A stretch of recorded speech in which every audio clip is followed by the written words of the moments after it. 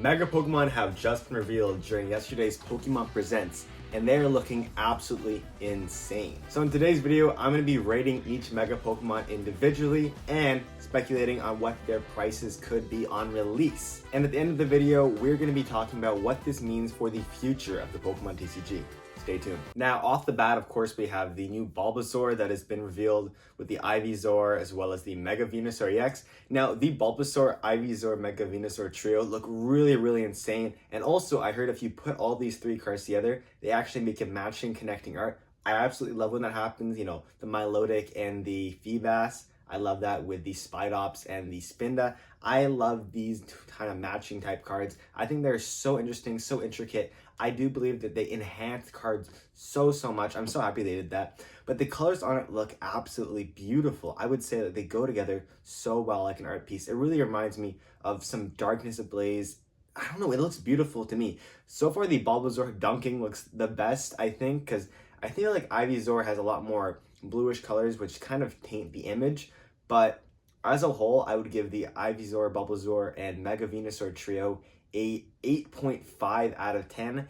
And if rating individually, I give Bulbasaur an 8, Ivysaur an 7, and Mega Venusaur maybe a 7.5. The reason I'm giving them all three such a high rating is because honestly, I think they look so nice together, and having three Pokemon that match, it's the best thing they can do. Just like when they match all the Pokemon 151 starters, the Charizard, Charmander, Charmeleon, the Bulbasaur, Squirtle, you know the drill. I just love when they match these Pokemon. Now, the Bulbasaur, I feel will be around a $35 to $45 illustration rare on release. This is because we have a lot of insight onto the past of starter Pokemon. Like we have the Squirtle and the Bulbasaur chilling in Stellar Crown. Those cards get a lot of love and they are pretty expensive. They're also pretty hard to grade.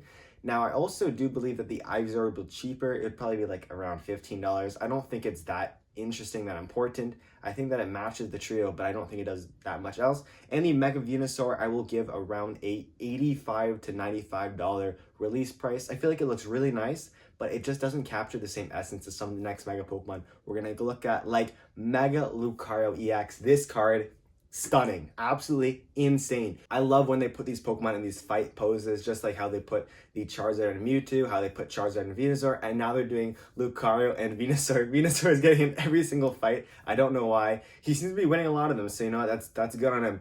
But I absolutely love this art. It kind of reminds me almost of a like Spider-Man vibe with almost like web arrows going through the city. I love how they're fighting in the middle of what seems to be just a cityscape, and you can even see Mega Latios under him.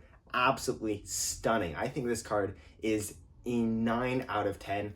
On release, this will be a $300 card for sure. Like, I think it'll be the chase card of the set, with one exception, and that one exception is Mega Gardevoir EX.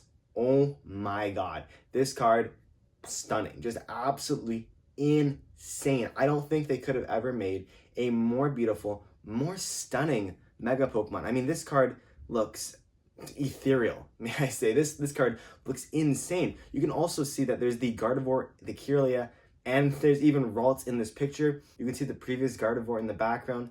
This almost looks like a Shinji kind of artwork, the way it is so powerful, the way that so many things are fitting into this one picture, how the colors vibe so well. And the Mega Gardevoir EX, the actual text in yellow and black, pops so well. I also want to mention 360 HP is the most HP we've ever seen on a Pokemon in history. Like, ever.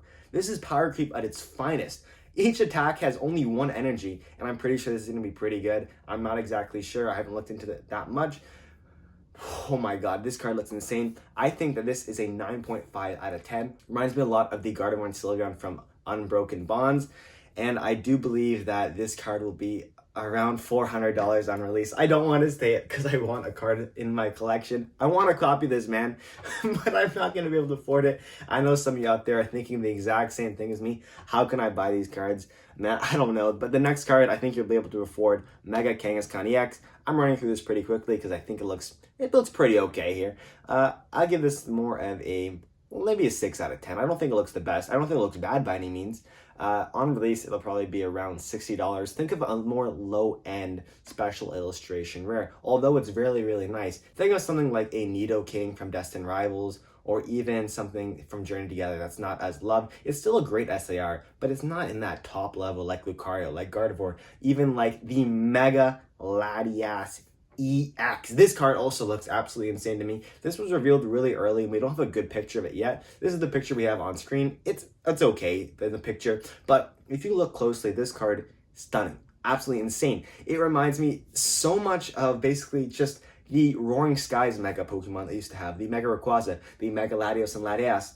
And another thing I want to mention about this Pokemon is you can see it skyrocketing, and it's actually the image that's under Lucario and Mega Venusaur. They're fighting on top, and you can see that Mega Latios is gliding through under this picture. So there are 3 Pokemon in 3 different angles in this picture. Now, Venusaur isn't actually an angle, but I mean, we're in a count. I don't really care. But it's so cool to see we have 3 different angles. We have these connecting arts. This set is looking absolutely insane. It's mind-blowing. It's honestly, it's crazy. Now, for artwork, I have to say this is kind of, in my opinion, I like this the best out of the set. Actually, Gardevoir is pretty awesome. I'd give this an 8.5 out of 10. And on release day, I do believe this is more of a $200 to $300 card. I don't think it's as crazy as Gardevoir. I don't think it's as loved as Lucario. I do think it's better than Mega Venusaur, Mega Kangaskhan, but I would put it in that basically middle range, around a $200 to $300 SIR on release. Now, what does Mega Pokemon mean for the future of the hobby? Well, I do believe that this can be interpreted in a couple ways. The first is that maybe Pokemon is running out of ideas. Bringing back Mega Pokemon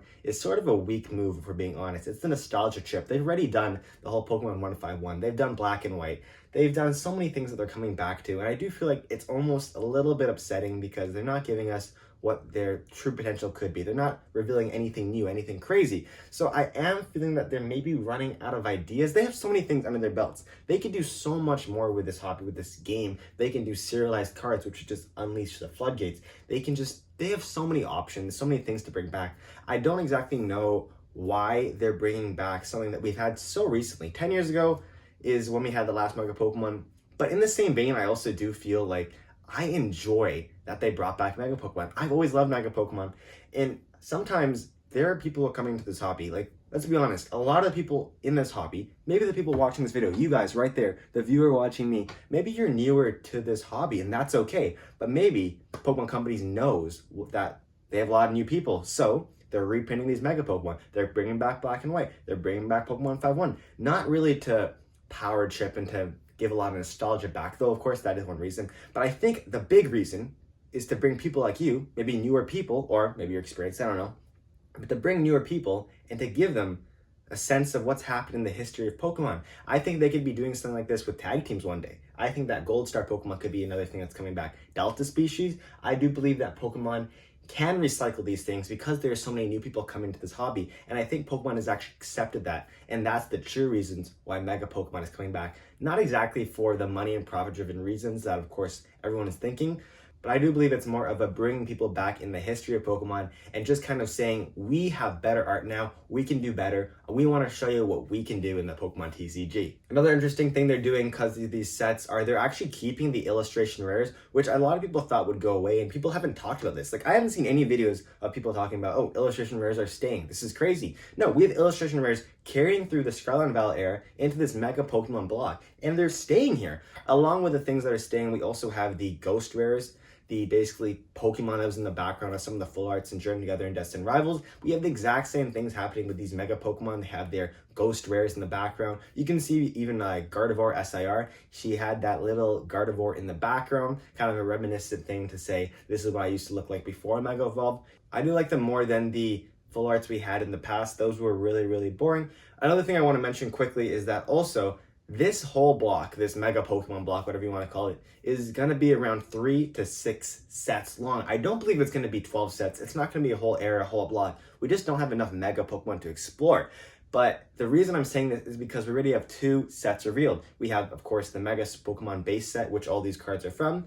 We have the Mega Charizard set coming out that we've talked about. I think it's called Inferno X. That is going to be a really cool set featuring Charizard. They always put a Charizard out early. And the final set that we've gotten revealed, just basically hinted at, is a Mega Rayquaza themed set. We don't know any of the cards in this set, except of course Mega Rayquaza will probably be in it. But we don't know any of the cool cards, we don't know any of the arts. But what this means to the hobby is basically we're expanding, and Pokemon knows that we're expanding, which means they know they can bring back these things like Mega Pokemon. Maybe they're bringing back tag teams one day. Maybe they're going to bring back these old mechanics that newer people haven't seen, and that's really cool. The Pokemon hobby is strong, and it will be strong for a very, very long time. That was my video. Hope you enjoyed. This is just a little quick overview of Mega Pokemon we've seen so far. Like, comment, subscribe. I am posting a ton on this channel. The background looks a little bare, but we're going to get a nice setup soon. Don't you worry. I hope all of you have an amazing day and an amazing week. Peace!